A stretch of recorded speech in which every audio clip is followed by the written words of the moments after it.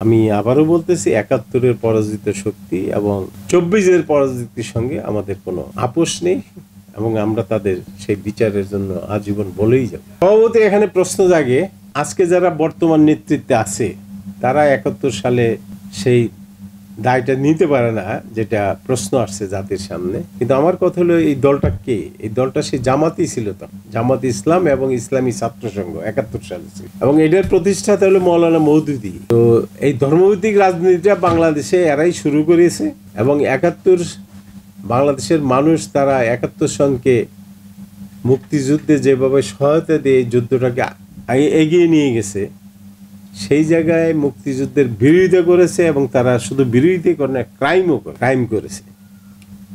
সেই জন্যই আমি তাদেরকে যুদ্ধাপরাধী বলি। এখনো সেই দায় বর্তমান জামাত যারা ওই সময় এই যুদ্ধাপরাধের সঙ্গে জড়িত ছিল, কিন্তু এই দলের দায়িত্ব আছে, ওই ৭১-এর ধারাবাহিকতায় তারা এই দলের দায়, এই জামাত ইসলামের দায়টা তারা তাদেরকে বহন করতে হচ্ছে এবং আজীবন করতে হবে যদি এটা পরিশুদ্ধ না করে। পরিশুদ্ধের একটি মাত্র রাস্তা, তাদের জাতির কাছে ক্ষমা চাইতে হবে। ক্ষমা চাইলে এই দায় থেকে তারা মুক্তি পাইতে পারে।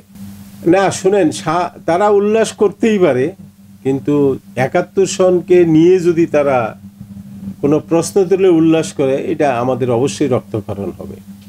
আর ৭১ নিয়ে প্রশ্ন না তুলে যদি তারা উল্লাস করে, আমাদের কোনো অসুবিধা নেই, তারা করতে পারে।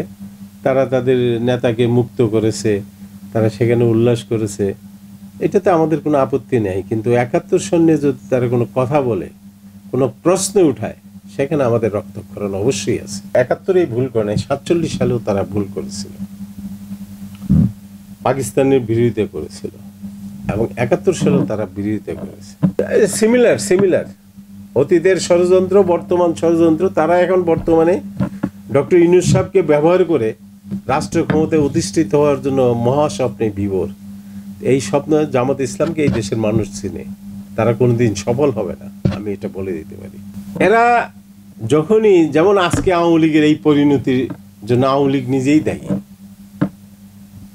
এই জামাত ইসলাম তার ৪৭, ৭১-এর যে ক্রাইম, অপরাধ যেটা করেছে, সেটার জন্য তারা বলির পাঠা হিসেবে এখানে ব্যবহৃত হচ্ছে। যখন যে আসে তার গলায় ঝুলে পড়ে। হাসিনার গলায় যেতেও দেরি হয়নি, খালেদা জিয়ার মন্ত্রিসভায় যা ওত নিতেও তাদের দেরি হয়নি। আমি মনে করি এটা তারা বলির পাঠা, যে যেমনি পারতেছে তাদেরকে ব্যবহার করতেছে, জবাই করতেছে। এটার থেকে তাদের বের হয়ে আসার একটি উপায় আছে। জাতির কাছে বর্তমান নেতৃত্বকে আমি বলবো যে আপনারা ৭১ সালে ছিলেন না, কিন্তু ওই দলটা আপনারা করেন। এই অপরাধী আপনারা জাতির কাছে, আবারও বলতেছি, জাতির কাছে ক্ষমা চান। ষড়যন্ত্র তো অবশ্যই আপনারা প্রকাশ্যে কেন করলেন না? শফিকুর রহমান সাহেব উনি গেলেন, কাতারে গেলেন, যে স্টেট ডিপার্টমেন্টের সঙ্গে কথা বললেন, উনি এটা জনসম্মুখে আসে তার বলা উচিত ছিল যে আমরা আমেরিকার স্টেট ডিপার্টমেন্টের সঙ্গে কথা বলেছি, আমি কাতারে গিয়েছিলাম, সেখানে স্টেট ডিপার্টমেন্টের সঙ্গে কথা বলেছি। জাতির সামনে আপনার অবস্থানটা আপনার পরিষ্কার করা উচিত ছিল। সেটা না করে আপনারা গোপনে গেছেন, গোপনে আসেন, এটাকে মানুষ ষড়যন্ত্র হিসেবেই নেবে, আমরাও ষড়যন্ত্র হিসেবে নিচ্ছি। আমি মনে করি এজ এ রাজনৈতিক দল হিসেবে জামাত ইসলামকে পরিষ্কার করা উচিত। সিমিলার অতীতের ষড়যন্ত্র, বর্তমান ষড়যন্ত্র, তারা এখন বর্তমানে ডক্টর ইউনূস সাহেবকে ব্যবহার করে রাষ্ট্র ক্ষমতায় অধিষ্ঠিত হওয়ার জন্য মহাস্বপ্নে বিভোর। এই স্বপ্ন জামাত ইসলামকে এই দেশের মানুষ চিনে, তারা কোনোদিন সফল হবে না, আমি এটা বলে দিতে পারি। জামাত ইসলাম একটি যুদ্ধাপরাধী দল এবং সাম্প্রদায়িক দল, এবং তারা ইসলামের নামে এই দেশে রাজনীতি করতে চায়। আপনারা জানেন, আমি ৭১-এর একজন মুক্তিযোদ্ধা, মৌলানা ভাসানীর একজন সৈনিক, ক্ষুদ্র সৈনিক। এই যুদ্ধাপরাধীদের সঙ্গে আমরা যারা ৭১-এর মুক্তিযোদ্ধা, যে ৭১-এর পরাজিত শক্তি ২৪-এর পরাজিত শক্তির সঙ্গে কোনো রকম আমাদের সম্পর্ক হইতে পারে না। আমাদের সজাগ থাকতে হবে, সচেতন থাকতে হবে। হ্যাঁ, বলতে পারেন যে ২৪-এ তো জামাত আপনাদের সঙ্গে ছিল, তার জায়গায় সে ছিল, আমাদের জায়গা থেকে আমরা ছিলাম। ২৪-এরই মহান গণ অভ্যুত্থানে তারাও অংশগ্রহণ করেছিল, এই জন্য তাদেরকে সাধুবাদ জানাই। কিন্তু তারা আমাদের যে মূল অর্জন,